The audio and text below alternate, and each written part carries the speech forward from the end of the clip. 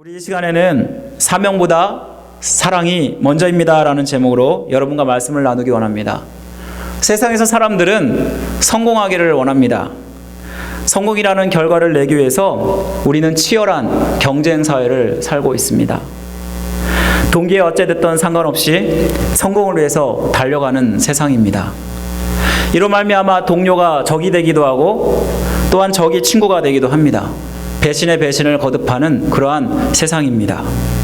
하지만 교회에서도 이러한 성공 지상주의가 들어와서 동기야 어찌됐든 결과만 주면 된다라는 그러한 생각들이 만연하고 있습니다. 교회를 하면서도 뭔가 성과를 이루기 위해서 일하게 되는 것 같습니다. 예를 들면 교회가 어떤 방법을 통해서라도 숫자가 늘어나면 되고 또 교회를 키우는 게 목적이 되어버렸습니다. 어떤 교회에서는 건물만 화려하게 지어놓으면 사람들이 올 것이라 하고 수십억을 들여서 건물을 짓는 그런 교회도 있습니다. 한국교회가 세상에서 유례없는 정말 놀라운 양적 부흥을 이루었습니다. 교회가 부흥하고 대형교회가 한국에는 즐비합니다. 참 이상한 것은 그런데 교회가 이렇게 많은데 세상이 안 바뀐다라는 것입니다. 오히려 교회가 비리가 가득하고 욕을 먹는 그러한 세상에 살고 있습니다. 세상의 인본주의와 세속주의로 외적인 성장에만 치우치다 보니까 교회를 염려하고 비판하는 슬픈 현실을 우리가 살아가고 있습니다. 진짜 부흥이 무엇이라고 생각하십니까? 후안 카를로스 목사님이라는 분이 있습니다. 제자입니까? 라는 그러한 유명한 책을 쓰신 분이십니다. 전 세계 사람들에게 도전을 주었기 때문에 베스트셀러가 되었던 그러한 책입니다. 그 책에서는 자기가 경험한 그러한 예화를 소개하고 그리고 이 예화가 참 부흥에 대해서 많은 생각을 하게 하는 것 같습니다. 카를로스 목사님은 아르헨티나에서 목회를 하면서 교회가 외적으로 크게 부흥을 하였습니다. 부임하여서 2년 만에 교인 수가 3배로 늘어났습니다. 외적인 성장과 함께 교회 행정체계도 정말 손색이 없을 정도로 잡혔고 이로 말미암아 심지어는 밖에 있는 많은 교회들과 목회자들이 이 교회에 와서 그것을 배워갈 정도가 되었습니다. 그는 목회자 세미나에 불려다녔고 그리고 사방으로 초청을 받아서 유명한 그러한 강사가 되었습니다. 매일 16시간씩 사역에 몰두하였습니다. 그런데 하루는 그렇게 외형적으로 성공한 목회와 열심히 달려온 목회가 한순간에 무너지는 영적인 탈진이 그에게 찾아왔습니다. 모든 것을 중단하고 2주 동안 기도하러 한적한 곳을 찾아갔습니다. 그런데 성령께서 그를 깨트리기 시작하셨습니다. 성령께서 그에게 말하기를 너는 코카콜라 회사가 코카콜라를 파는 것과 똑같은 방식으로 교회를 운영하고 있다. 또한 리더스 다이제스트가 잡지와 책을 파는 것 같이 똑같이 너는 복음을 전하고 있다라고 그렇게 말씀하시는 것이었습니다. 너는 학교에서 배운 모든 술수를 목회에 똑같이 쓰고 있고 도대체 내가 하는 일들 가운데 나의 손이 있는 곳이 어디 있느냐라고 말씀하시는 것이었습니다. 그리고 또 두 번째 말씀이 들려옵니다. 너는 지금 잘하고 있지 않다. 내 생각에 내가 교인 수를 200명에서 600명으로 늘렸다고 해서 잘하고 있다고 생각하는 모양인데 그것은 잘하고 있는 것이 아니라 살이 찌고 있는 것이다 라고 말씀하시는 것이었습니다. 그는 성령의 음성을 듣고 난 후에 자신의 목회 패러다임을 완전히 바꾸었습니다. 교인 수가 많이 모이는 그런 교회가 아니라 단 한 사람일지라도 하나님 앞에 제대로 선 하나님의 참된 제자가 되기를 원하는 마음으로 그렇게 결단하면서 그렇게 목회를 감당하게 되었습니다. 이로 말미암아 그는 이 제자입니까라는 유명한 베스트셀러를 남길 수 있었던 것입니다. 주님의 일을 감당하는 거 그리스도인이라면 누구나 해야 되고 또 마땅히 해야 되는 일입니다. 하지만 주님의 일을 하는 것 자체가 세상의 성공주의 방법으로 뭔가 결과를 얻기 위해서 하는 식이 되어서는 안 됩니다. 세상에서는 결과만 좋으면 됐지 동기나 어떠한 과정이 무슨 중요하냐라고 생각할지 모르겠습니다. 하지만 주님의 일은 다릅니다. 그렇다면 무엇이 중요할까요? 우리가 앞세워야 할 것이 무엇일까? 올해 많은 분들이 올해 한 해를 시작하면서 아마도 열심히 주를 위해서 사명을 감당하겠노라 라고 이렇게 마음을 먹고 지금 달려가고 있을 것입니다. 그리고 열심히 어떻게 하면 우리는 더 잘 감당할 수 있을까? 우리는 고민을 해봐야 되지 않을까 생각합니다. 오늘 말씀은 예수님이 십자가에 죽으심으로 말미암아 비참하고 초라한 제자들을 다시 세우는 과정을 보여줍니다. 그때 제자들은 바닷가에서 고기를 잡고 있었습니다. 예수님을 열심히 쫓다가 주님이 유다의 반역자로 십자가에 달려 정말 비참하게 돌아가셨습니다. 이 죽음을 보면서 할 일을 잃어버린 이 제자들은 자기의 본업인 고기잡이로 돌아갔던 것입니다. 예수님이 나타난 날 그 밤에도 고기를 잡기 위해서 얼마나 수고했는지 모릅니다. 그런데 이상하게 그날만큼은 고기가 한 마리도 잡히는 것이 없었습니다.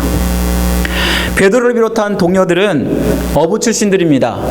갈리 바다를 샅샅이 다 알고 있고 조류의 흐름이나 바람의 방향이나 그 모든 것을 살펴보면서 고기를 잡는 자들입니다. 한 마리도 잡지 못하는 것은 정말 말이 안 되는 그러한 일들입니다. 그런데 이상하게 그날은 허탕을 치고 말았습니다. 그리고 새벽까지 그렇게 열심히 잡으려고 했지만 아무 고기도 잡지 못했습니다. 동틀 무렵에 예수님이 바닷가에 찾아오셔서 공개적으로 자기를 드러내십니다. 이는 예수님이 부활한 후에 세 번째 나타나는 것입니다. 우리 첫 번째는 마가의 다락방에서 마리아로부터 부활의 소식을 듣고도 제자들이 믿지 못했기 때문에 예수님께서 그때 찾아가셔서 너희들이 왜 믿지 못하느냐 하면서 그들에게 믿음을 훈계하시는 그런 장면이고, 두 번째로는 도마가 예수님이 부활하신 것을 알렸음에도 불구하고 나는 보지 않고는 믿지 못하겠다. 그런 말미암아 그때 주님이 나타나셔서 자기의 십자가에 달린 못자국과 발자국과 또 창자국을 보여주시면서 그를 믿게 하셨습니다. 그리고 오늘 바로 이 갈릴리 바다에서 고기 잡고 있는 제자들을 만나게 된 것입니다. 오늘 말씀에서 예수님은 너희들이 고기 잡은 것이 있느냐라고 했더니 이 제자들이 아무것도 없습니다 라고 얘기할 때 예수님께서 너희 오른편에 그물을 던지라 라고 그렇게 말씀하십니다. 그때 큰 기적이 일어납니다. 고기가 많아서 그물을 들 수 없을 정도로 너무나 많은 고기가 잡혔고, 그리고 그 고기 수를 세어보니까 153마리나 되는 그러한 수많은 고기를 잡게 되었습니다. 오늘 말씀의 장면이 어떠한 장면과 문득 비슷하지 않습니까? 예수님이 제자 베드로를 자기의 제자로 부르실 때에 이 장면이 비슷하게 엮여 있는 것을 보게 됩니다. 누가복음 5장에 보면은 그때에도 베드로와 동료들은 고기를 한 마리도 잡지 못했습니다. 그리고 그물을 정리하고 있었습니다. 그런데 예수님께서 그물을 정리하고 있는 그들을 향해서 깊은 데로 가서 그물을 내려보라라고 말씀하십니다. 그때 그물이 찢어질 만큼 정말 많은 고기를 잡지 않았습니까? 이 일이 일어났을 때 베드로는 아마 자기를 부르실 때 그 예수님을 생각하게 되었습니다. 그리고 예수님이다 하면서 자기의 옷을 다시 한번 챙겨 입고 바다에 뛰어듭니다. 예수님을 빨리 만날 목적으로 그렇게 헤엄쳐서 바닷가에 간 것입니다. 예수님이 계신 곳에 와보니까 숯불이 피어져 있고 그리고 떡과 생선이 놓여 있었습니다. 그리고 함께 조반을 나누면서 부활하시는 예수님을 다시 만나는 영광을 누리게 되는 장면이 바로 오늘 말씀의 배경입니다. 왜 예수님이 베드로와 그리고 그의 제자들을 만나셨을까요? 예수님의 십자가의 죽음으로 말미암아 시리에 빠져버린 이 제자들을 다시 한번 용기를 주시고 사명을 주시기 위해서 만나셨던 것입니다. 조반을 먹은 후에 예수님께서 베드로에게 말씀하십니다. 15절 말씀입니다. 요한의 아들 시몬아, 내가 나를 사랑하느냐? 예수님이 두 번째 질문도 똑같이 말씀하십니다. 16절 말씀입니다. 요한의 아들 시몬아, 내가 나를 사랑하느냐? 또 17절 말씀에도 요한의 아들 시몬아, 내가 나를 사랑하느냐? 이 예수님의 질문에는 현재형입니다. 사랑하느냐가 과거의 것도 아니고 미래의 것도 아니고 바로 현재 너가 나를 사랑하느냐고 물어보고 계신 것입니다. 무엇보다 왜 예수님께서 베드로에게 똑같은 질문을 3번이나 반복하시면서 물어보셨을까요? 여러분, 만약에 아내가 남편에게 이렇게 3번 물으면 여러분의 반응은 어떤가요? 아내가 남편에게 묻습니다. 여보, 나 사랑해? 그럼 남편은 대답합니다. 그럼 사랑하지. 또 아내가 다시 묻습니다. 당신 정말 나 사랑하지? 그때 남편은 다시 대답합니다. 그럼 사랑한다니까? 조금 어투가 올라갑니다. 또다시 3번째 아내가 묻습니다. 당신 정말 나 사랑하지? 이럴 때 3번째 물음을 들은 남편은 2가지 반응을 나타냅니다. 무뚝뚝한 남편이라면 사랑한다니까 왜 자꾸만 물어봐! 하면서 그렇게 화를 낼 것입니다. 근데 좀 눈치가 있는 남편이라면 아마도 이 질문이 좀 뭔가 의도가 있는 것 같은데 하면서 생각을 할 것입니다. 그리고 대답할 것입니다. 왜? 무슨 일 있어? 사랑한다니까. 내가 뭔가 해줘야 돼? 그러면서 아내가 뭔가 자기를 향해 뭔가 사랑하지 않는 의심스러운 부분이 있었나 생각하면서 걱정을 하면서 대답을 하게 됩니다. 여기서 베드로도 그랬습니다. 이 질문을 똑같이 3번 반복했을 때 베드로는 근심했다라고 말씀하고 있습니다. 우리 17절 말씀에 보면 베드로가 근심하여 이르되라고 말씀하고 있는데, 여기서 근심이라는 그 말은요, 괴로워하다, 조심스러워하다, 해결되지 않는 일 때문에 속을 태우다라는 그러한 뜻을 가지고 있습니다. 베드로가 단순히 그냥 근심한 것이 아니라 예수님이 3번째 질문을 왜 하셨는지 속히 답변하기가 조금 괴로워서 그러면서 머뭇머뭇하면서 답하는 그러한 장면입니다. 이때 베드로는 자기가 3번 예수님을 부인한 것을 생각하게 됐을 것입니다. 막상 생명의 위협 속에서는 정말 하나님을 배반하지 않는다고 그렇게 약속을 드렸지만 그럴 때는 어쩔 수 없이 예수님을 3번이나 부인하게 됩니다. 아마도 그것을 근심하면서 예수님이 여전히 자기를 의심하고 있나? 라고 생각했을 것입니다. 하지만 예수님의 의도는 다른 데 있었습니다. 예수님은 왜 이렇게 베드로가 근심할 정도로 집요하게 너는 나를 사랑하느냐라고 물어보셨을까요? 부탁할 일이 있어서입니다. 예수님이 베드로에게 나를 사랑하느냐 물어보실 때 베드로가 대답합니다. 네, 제가 주님을 사랑하는 줄 주님이 아십니다. 다음에 예수님께서 이렇게 말씀하십니다. 내 양을 먹이라. 똑같이 3번 질문에 다 내 양을 먹이라 라고 말씀하고 계십니다. 여기서 우리는 중요한 원리를 깨닫게 됩니다. 우리가 주님의 일을 감당하기 앞서서 우리가 꼭 확인해야 하는 것은 바로 주님을 향한 사랑을 말합니다. 내가 하는 일이 주님을 향한 사랑에서 출발해야 합니다. 그래야 주님의 일을 제대로 온전히 감당할 수가 있는 것입니다. 우리가 일을 하다 보면 이 일에 너무나 집중한 나머지 동기를 잃어버립니다. 많은 성도들이 주님 앞에서 사역을 1년 동안 충성스럽게 감당하겠다고 선서를 합니다. 우리가 1월 첫째 주에도 우리 함께 손을 들고 우리 그렇게 하나님 아버지 앞에 선서를 했습니다. 그런데 중간에 하다 보면 어떤 분들은 교회 일을 하기 싫다고 얘기하신 분도 계시고, 또 어떤 분들은 자기가 너무나 바빠서 더 이상 못하겠다고 누구 대신 해달라고 요청하는 분도 있습니다. 또 지치고 힘이 들면 그냥 그렇게 그만두는 경우를 보게 됩니다. 사실 세상에서는 어떻습니까? 함부로 일을 그만두지 않습니다. 힘들어도 나가고 몸이 아파도 어떻게든지 나가서 그렇게 해서 안 빠지려고 합니다. 왜 그럴까요? 내가 먹고 사는 문제가 달려있기 때문일 것입니다.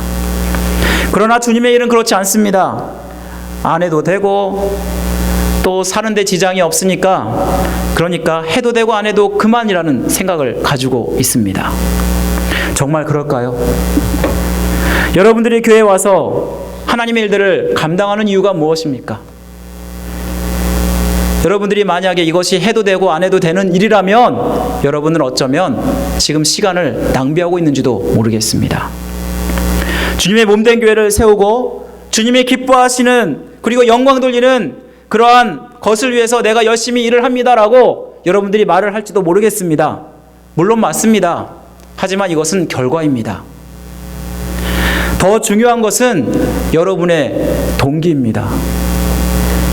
바로 내가 주님을 사랑하기 때문에 하는 것입니다. 정말 여러분들 예수님을 사랑하십니까? 안 사랑하십니까? 다시 한번 묻겠습니다. 예수님 사랑하십니까? 네. 그렇다면 이 사랑이 동기가 되어서 여러분들이 그 일들을 감당해 보시기 바랍니다. 일로만 보이고 억지로 의무감에 사로잡혀서 했던 그 모든 것들이 이제는 주님을 사랑하기 때문에 우리가 그 일들을 하게 됩니다. 예수님은 자기의 양들을 맡기는 거 아무나 맡기지 않습니다.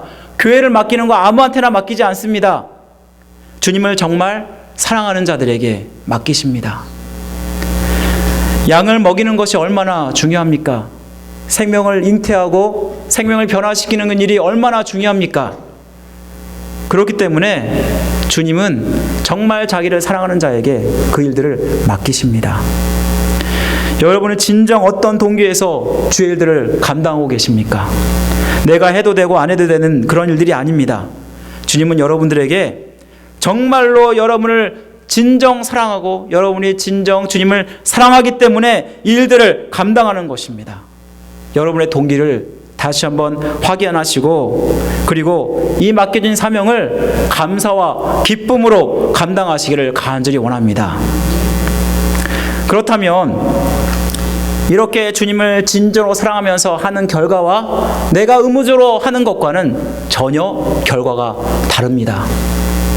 어떤 동기 없이 결과만 중요시하면서 우리가 사역을 감당하다 보면 정말 억지로 하게 되고 지치고 힘이 듭니다.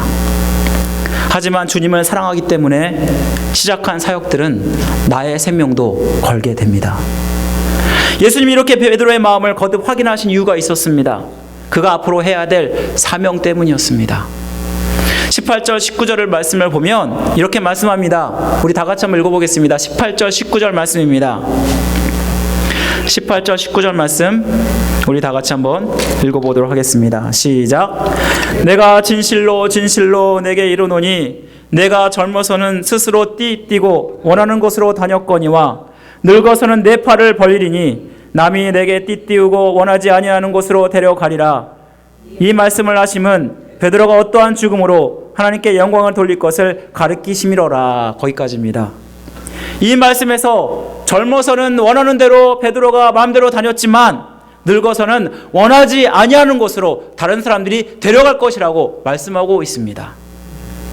일화에 따르면 베드로는 십자가에 거꾸로 달려서 순교를 했다고 합니다. 그 이유인즉슨 주님처럼 제가 똑바로 서서 십자가형을 당할 수 없습니다. 그러면서 그는 거꾸로 매달렸다고 하는 일화가 있습니다. 그만큼 주님으로부터 내 양을 먹이라 라고 사명을 받은 이 베드로는 자기가 생명을 다하기까지, 죽기까지 충성을 했던 것입니다. 사랑하면 우리는 힘들지 않습니다. 아무리 먼 부산을 가도, 제주도를 가도, 심지어 외국에 있더라도요, 그 사랑하는 사람이 있으면요, 심지어 단숨에 달려갑니다. 나의 모든 것을 다 주고 싶어 하고, 그리고 심지어는 사랑 때문에 목숨까지도 주는 사람을 보게 됩니다. 인류의 역사에 있어서 가장 지고지순한 사랑을 얘기한다면 많은 사랑이 있겠지만, 혹시 안토니우스와 클레오파트라의 사랑을 여러분 아십니까? 그들은 고대 가장 유명한 커플이었습니다. 악티움 해전에서 참담한 그러한 결과로 끝난 후에 클레오파트라는 함대를 재결집해서 알렉산드리아로 도망을 가게 됩니다. 그때 둘 사이는 소원해졌지만 남편은 잠시 태각해 있다가 알렉산드리아로 찾아갔고, 이때 멋진 향연을 베풀고 연애를 즐긴 후에 화해를 했다고 합니다. 그러던 중에 클레오파트라는 자신이 죽으면 안장될 자신의 묘지를 만들고는 남편 안토니우스에게 자기가 죽었다고 알리게 했습니다. 그녀는 어떤 의도에서 이렇게 했는지는 모르겠지만 그 남편이 정말 나를 사랑하는지를 확인하기 위해서 그렇게 했던 것 같습니다. 그녀가 죽었다는 소식을 들은 이 안토니우스는 이제 내가 남은 것이 무엇이냐 하면서 스스로 목숨을 끊었다고 합니다. 안토니우스의 죽음을 듣고 슬픔과 우울함에 빠져있는 이 클레오파트라는 옥타비아누스라는 사람의 만류에도 불구하고 음식물을 거부하고 그리고 그렇게 죽게 되었다고 합니다. 세상 사람들은 이러한 사랑을 정말로 지고지순한 사랑이다, 와 멋지다라고 생각할지 모르겠습니다. 세상의 사랑도 이렇게 하물며 많은 사람들이 참 의미 있게 생각하는데, 예수님이 우리에게 주신 그 사랑은 어떤가요? 로마서 5장 7절에 보면 의인을 위하여 죽는 자가 쉽지 않고 선인을 위하여 용감히 죽는 자가 혹 있거니와 우리가 아직 죄인 되었을 때 그리스도께서 우리를 위하여 죽으심으로 하나님께서 우리에 대한 자기의 사랑을 확증하셨느니라라고 말씀합니다. 의인과 선인을 위해서는 사람들도 심지어 죽지 싶지 않습니다. 그런데 나와 원수된 우리들을 위해서 하나님은 예수 그리스도를 보내주셔서 십자가의 제물이 되게 하셨고, 그리고 우리를 구속해 주기 위해서 생명을 다해서 우리를 위해 죽으셨습니다. 우리가 주님의 사랑을 깨달은다면, 또 자기의 생명을 아끼지 않고 나를 위해서 죽어주신 그 주님의 그 은혜를 생각한다면 어찌 우리가 주님을 사랑하지 않을 수 있겠습니까? 예수님은 내가 예수님을 사랑한다는 그것을 정말 깨달은다면요, 저는 생명도 아끼지 않고 드릴 만큼 우리는 사명을 감당하게 될 줄로 믿습니다. 만일 이런 마음이 없다면 우리는 신앙의 길을 갈 수가 없습니다. 많은 순교자들 역사 중에서 선교 현장에서 이런 얘기를 듣게 됩니다. 죽음의 위협 속에서도 담대히 자기의 목숨을 내놓고 그리고 주를 위해서 순교한 많은 사람들의 그러한 일들을 우리가 듣게 됩니다. 미국의 콜로라도에 고등학교에서 학생 25명이 용의자 2명에 의해서 총기 난사를 당하고 죽은 사건이 있었습니다. 그런데 이 비극 중에 살아남은 한 여학생이 놀라운 그러한 증언을 했다고 합니다.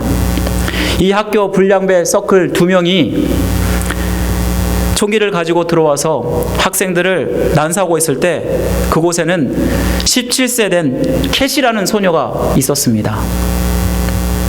총을 들고 있던 이 학생 한 애가 그녀에게 총구를 목에 겨누면서 이렇게 물었습니다. 너는 하나님을 믿냐? 만약 하나님을 안 믿는다면 살려주겠어. 그러나 하나님을 믿는다고 하면 너는 죽어야 될 것 같아 라고 그렇게 얘기하는 것이었습니다.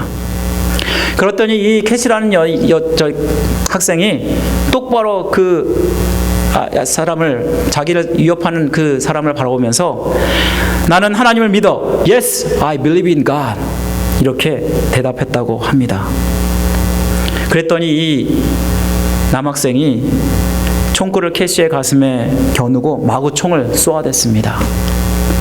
캐시의 이야기가 알려지자 미국 크리스천 10대들 사이에서 Yes, I believe in God이라는 그러한 이야기가 티셔츠를 입고 그리고 다니는 운동이 일기 시작했습니다. 그리고 플로리다 주의 한 도시에서 2,500명이 함께 모여서 하나님을 믿습니다라는 감동의 신앙 고백을 한 적이 있습니다. 이 집회 이름도 Yes, I believe in God이라는 집회라고 합니다. 이로 말미암아 이 여자의 한 죽음, 순교가 많은 사람들을 구원으로 인도하는 역사가 나타났습니다. 이 여자가 죽은 이유가 무엇일까요? 예수님을 정말 사랑했기 때문입니다. 그렇습니다. 우리의 신앙생활, 주님을 사랑하기 때문에 시작한 것입니다. 주님을 사랑하는 마음으로 또한 완성해 가는 것입니다. 그리고 주님을 사랑하기 때문에 우리는 인생을 마감하는 것입니다. 저는 교회가 추구해야 할 최종 목표가 주님을 사랑하는 공동체가 되는 것이라고 믿습니다. 아무리 큰 능력과 은혜를 우리가 행할지라도 사랑이 없으면 그것은 꽹과리에 불과하다고 말씀합니다. 우리가 주님을 사랑하기 때문에 여러분들이 봉사하는 것이고, 주님을 사랑하기 때문에 여기에서 예배하는 것이고, 주님을 사랑하기 때문에 우리가 헌신하는 것입니다. 여러분들이 주님을 정말 사랑함으로 말미암아 교회가 온전히 세워지고 정말 주님께 귀하게 쓰임받는 우리 새소망교회 모든 성도들이 되시기를 주님의 이름으로 간절히 축원드립니다. 아멘.